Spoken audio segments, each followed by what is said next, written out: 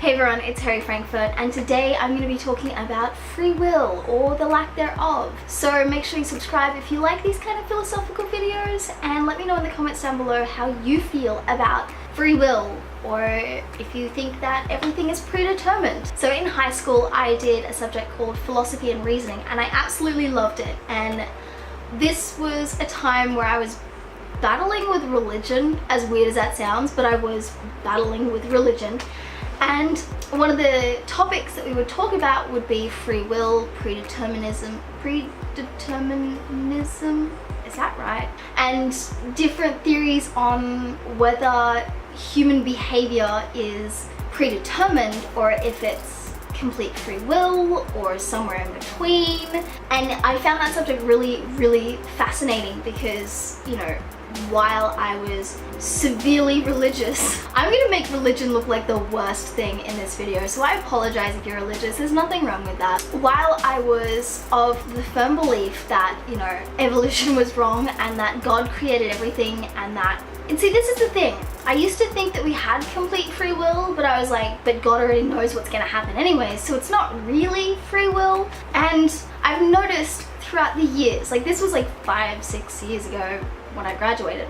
So I've noticed throughout the years that part of your identity is the belief that you can decide for yourself and that you have control over what you choose. I mean, this is for me. A lot of people think that part of their comfort in knowing who they are is knowing that what they do is already chosen for them. Like, this is a very personal decision, and I thought that everything that I did was a reflection on me as a person, and that it was, I don't know, something in my head, in particular with like my behaviors around other people. I used to think that I was unique and weird because I had these particular behaviors or these, you know, this way of interacting, and I thought that was just all me and that was entirely free will, that was part of my personality. A lot of people would say that these things have been determined, and I was just of the belief that it was entirely self-created and that I was in control of my decisions and in control of my behaviors, even when sometimes you feel completely out of control of that. This would be the perfect example of what I'm talking about. When you say something you didn't want to say and you're like, oh, I wish I hadn't said that, like that regret of like, oh, I didn't have control when I said that. But you like to think that the fact that it was in your head to begin with was kind of your doing. So as you guys know, I've been going to therapy because of a whole bunch of stuff, not important for this video really.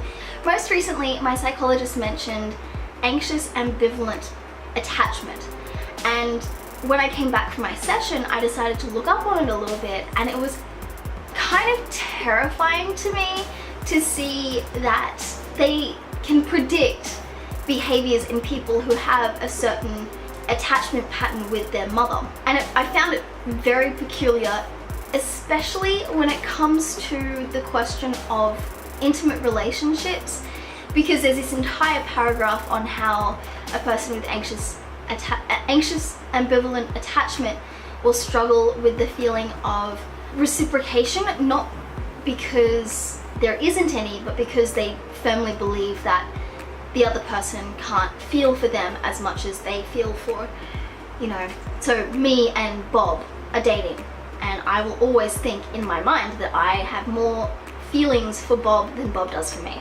And that literally struck home so firmly that I was like, how did they know that? And it just wigged me out, because it brought me back to this question of, I thought that was me, but from that early stage of upbringing and that consistently taught pattern, science and psychology and psychiatry, I guess to an extent, can predict a person's behavior and choices to an extent based on their upbringing. And that really it's still in my mind, because when I first started reading it and I was seeing all these things that they would mention, things that a person with anxious or ambivalent attachment would say, and just reading it and seeing how accurate it was for myself really took me off guard. It really threw me off guard.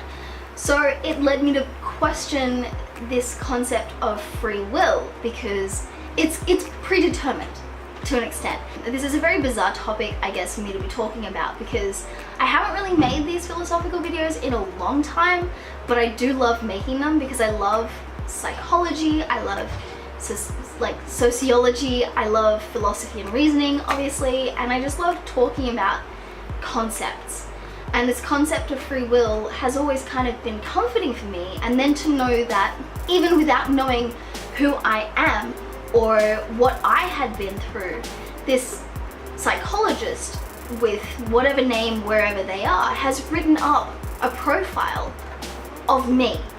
And that scared me. That I don't know why. I don't know why that scared me. I find it shocking how accurately they can predict a person's behaviors. And it leads me to question, not so much to the extent of my existence, because I know I exist, like, oh, do I? No, I do. I know I exist. Please remind me that I exist. The point is, like, it makes me question my choices, because when you decide something, you think you are entirely in control of your decision. Like, if I choose to text someone, I think that that is my decision. But psychology can predict to an extent what I might say to that person.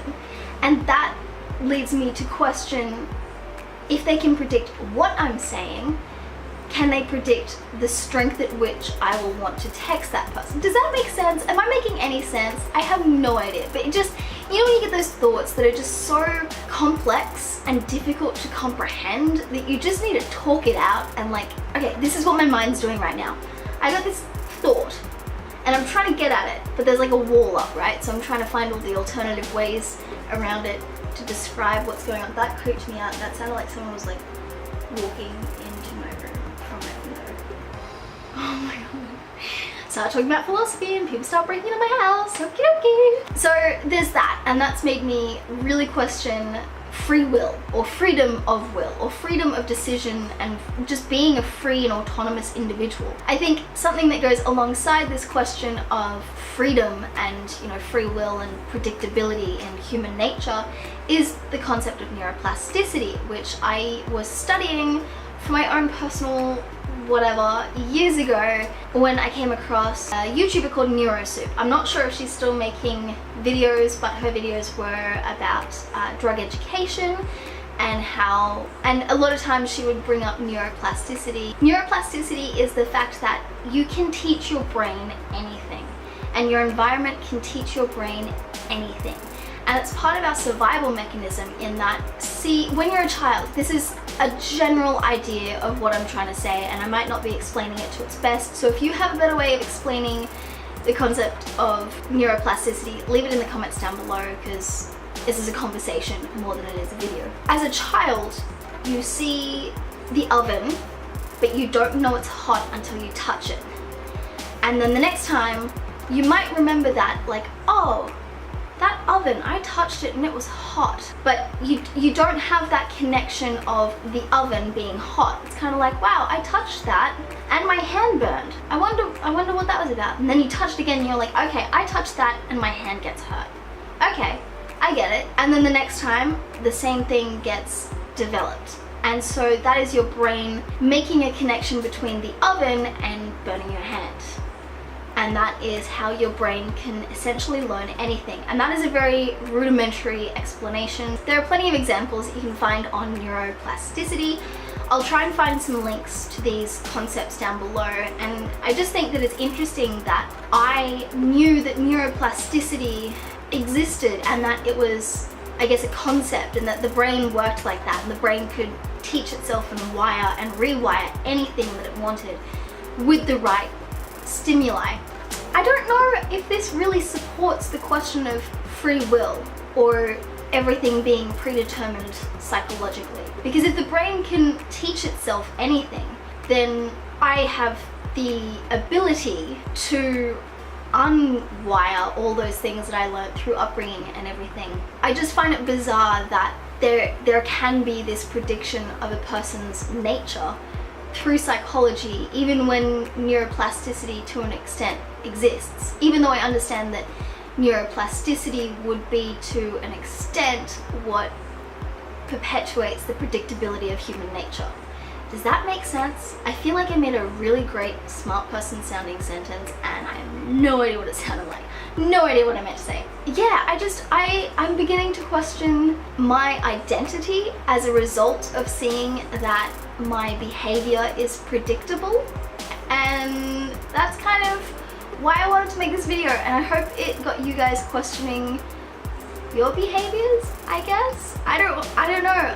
I really want to talk about this. Leave a comment down below letting me know what you guys think about free will or predictability or predeterminism. I got an itchy nose and I don't know how to say that word. I have my philosophy and reasoning book at my dad's place. I'm going back to Sydney to see my dad tomorrow.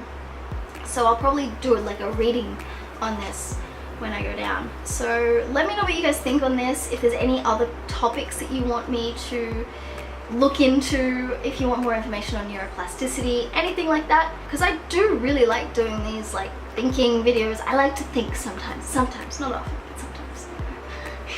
Leave a comment down below letting me know what you thought of this video. I really have nothing to wrap it up on, so that's going to be the end until tomorrow, and you guys will see me then. So make sure you subscribe so you know when the next video goes up, and if you want more videos like this, then let me know, because otherwise I won't make them.